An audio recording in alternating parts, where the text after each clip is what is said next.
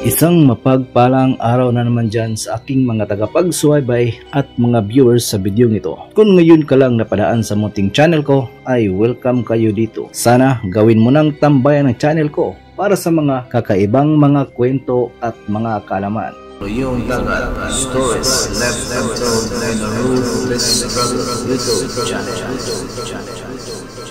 Isang malaking tulong na po ang inyong mga subscriptions at mga views. Maraming salamat po. Sa kwentuhan natin ngayon, ito ay may kaugnayan sa kasalukuyang mga pangyayari sa Cebu o sa pangkalahatan ng bansa. Ito ay ang mga pagpapakita ng mga King Cobra o banakon sa wikang Cebuano. Bakit kaya sila nagpapakita? Bakit kaya sila lumalabas? Dapat bang katakutan o patayin kung makakakita tayo ng mga ahas? Sino nga ba ang mga totoong ahas? Kung gusto mong malaman ang mga kasagutan, ay tapusin mo ang video ito. Cebu, Philippines. Nakakakuha ng atensyon ng mga residente sa Cebu, ang mga King Cobra, na lokal na kilala bilang banakon, dahil nagiging madalas ang mga nakikita ng mga species na ito sa mga lokal na komunidad. Ayon sa mga eksperto, ang pagtaas ng mga sightings na ito ay maaaring may ugnay sa panahon ng mating ng mga King Cobra na karaniwang tumatagal mula Enero hanggang Abril, kasama ang mga kadahilanan ng klima tulad ng unti-unting epekto ng El Nino. Ang mga King Cobra ay ang pinakakaraniwang uri ng ahas na may mataas na panganib. Matagal nang naidokumento ang mga ito na umiiral sa rehiyon. Gayunpaman, noong huling bahagi ng 2023 at unang bahagi ng taong ito, maraming nakitang King Cobra ang naiulat ng mga nag-aalalang residente na nagdulot ng mas matinding alarma. December 27, 2023. San Fernando, Cebu. Naalarma ang mga residente sa isang bulubunduking barangay matapos mamataan ng isang King Cobra sa kanilang paligid. Ang ahas, na lokal na kilala bilang banakon, ay natagpo ang sinusubukang lunukin ng isa pang ahas. Sabi ng isang residente sa lugar, dahil sa takot, lumabas ang mga tao upang patayin ang King Cobra. Hindi ito ang unang pagkakataon na may nakitang King Cobra sa San Fernando. Matatandaang noong nakaraang July 8, 2023. Namataan din ng mga residente doon ang isang King Cobra na naging viral pa sa internet ang mga larawan nito. Ang King Cobra ay ang pinakamalaking makamandag na ahas sa mundo at maaari itong lumaki hanggang 3.6 meters, habang ito ay matatagpuan lamang sa Southern at Southeast Asia, kabilang ang Pilipinas. Ito ay hindi karaniwan sa mga lugar tulad ng Cebu. Hindi rin ito endemic o orihinal sa isla ng Cebu. December 29, 2023, Badian. Namataan ang King Cobra sa bayan ng Badian, 3 araw lamang matapos mamataan ng isang King Cobra sa bayan ng San Fernando. Isa pang nakita ang iniulat sa bayan ng Badian na matatagpuan sa southwestern na bahagi ng Cebu Province. January 6, 2024. Tabogon, sa Purok 2, Barangay Salag, Bayan ng Tabogon, Northern Cebu. Isa pang King Cobra ang nahuli ni Raul Gorgonia. Ang reptilya na may sukat na 6 na talampakan ay agad na ipinasa sa mga autoridad. Ang mga kamakailan na nakitang King Cobra sa Cebu ay ikinaalarma ng mga residente. Naniniwala ang mga eksperto na ang pagkasira ng kanilang mga tirahan ay isang dahilan kung bakit lumalabas ang mga ahas na ito.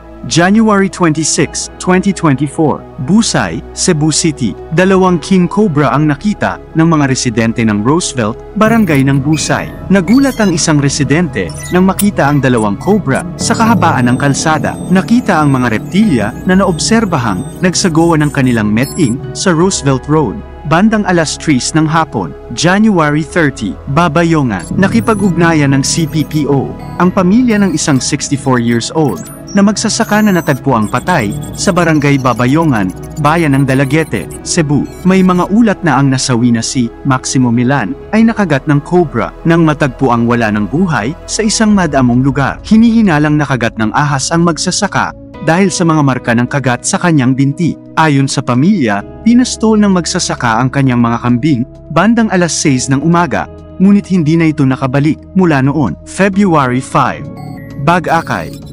Sa barangay Bag-Akay, Sogod, Northern Cebu, isa pang King Cobra ang nakita.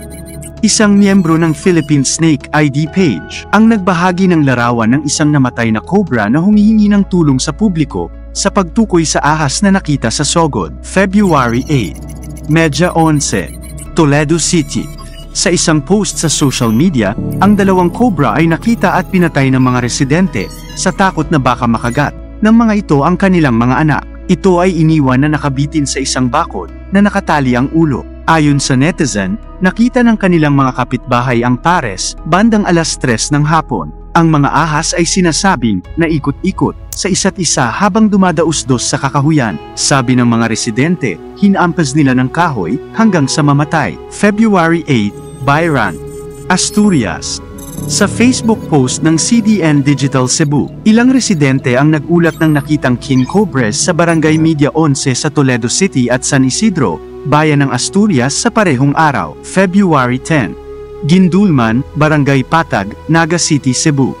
Isa pang king cobra ang nakita sa isang post sa Facebook. Isang lokal na residente ang nagbahagi ng larawan ng isang namatay na cobra na humihingi ng tulong sa publiko sa pagtukoy sa ahas na nakita sa kanilang lugar, kung saan ang karamihan sa mga sumagot ay sumagot na ito ay isang king cobra. Ayon kay Jerry Allen Sonoran, nang ang kanyang pamangkin ay gumagamit ng banyo at nakakita ng isang king cobra, nakatayo ang ulo na handang kumagat. Mabuti na lang at mabilis na nakareact ang bata at tumakas sa lugar habang sumisigaw ng tulong. Dagdag pa ng residente na dinala niya ang kanyang mga aso. Ang mga aso ay nagsimulang tumahol sa ahas at bagaman ang isang aso ay nakagat, ang iba ay matapang na lumaban. Sa kalaunan, nagawa nilang patayin ang ahas sa pamamagitan ng paghampas nito ng isang piraso ng kahoy at pinugutan nito ng ulo. February 11, Caleriahan, Dalaguete. Iniulat ng mga residente na nakakita sila ng king cobra humigit kumulang 2 linggo matapos mamatay ang isang 64 na taong gulang na magsasaka sa Dalaguete dahil sa umano'y kagat ng king cobra. Isa pang nakita ang kinatatakutang reptile ang iniulat sa bayan. Kamakailan, ang mga residente sa barangay ay nagulat na nakakita ng king cobra. February 13. Guinacot, Indanao City. Isang king cobra ang napatay matapos inakala ang isang residente na aatakehin siya ng ahas noong mga oras na iyon. Sa isang post sa Facebook, si Kimoy Ipanto, isang residente ng Proper Guinacot, ay nagbahagi ng isang larawan na nagpapakita lamang ng pugot na ulo ng ahas na humihingi ng tulong sa publiko sa pagtukoy ng mga species. Ayon sa residente, noong araw na iyon, lalabas na sana siya ng kanyang bahay para tingnan ang kanyang mga manok nang mapansin niya ang isang ahas. Habang papalapit siya, sinubukan niyang pigilan ito sa pamamagitan ng paghagis ng bato. Ngunit sa halip, tumayo ang ahas at naghandang umatake. Mabilis siyang umatras para sa kaligtasan ng kanyang buhay upang maiwasang makagat. Mula roon, napagmasdan niya ang ahas na lumilipat patungo sa ilang mga palumpong na nagtulak sa kanya na sunugin ang mga palumpong upang itaboy ang ahas. February 14. Mulao in Compostela, Cebu.